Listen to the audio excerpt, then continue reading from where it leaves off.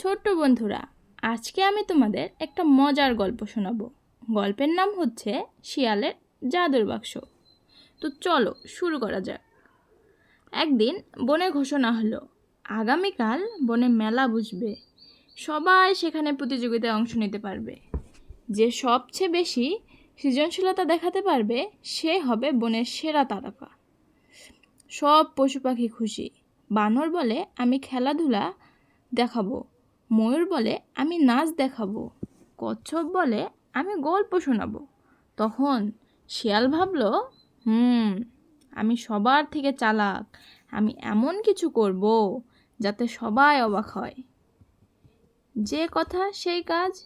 শিয়াল রাতে বসে পরিকল্পনা করে। সে মেলায় ভুয়া জাদু দেখাবে। একটা খালি বাক্স নিয়ে বলবে, দেখো আমি খাবার তৈরি করতে পারি। তারপর আগে থেকে লুকানো খাবার বের করবে। সেভাবে সবাই ভাববে আমি জাদুকর, আর পুরস্কারটা আমিই পাবো। সব প্রাণী মেলায় আসে। বানর দাড়ি ধরে ঝাঁপিয়ে ঝাঁপিয়ে পড়ে, সবাই হাততালি দেয়। ময়ূর সুন্দর পেখম মেলে নাচে, সবাই মুগ্ধ হয়।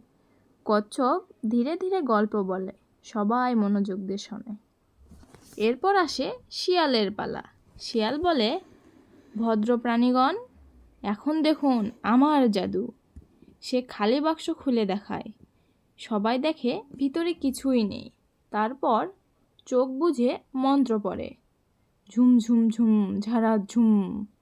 হঠাৎ বাক্স থেকে বেরিয়ে আসে ভুট্টার খই। সবাই অবাক।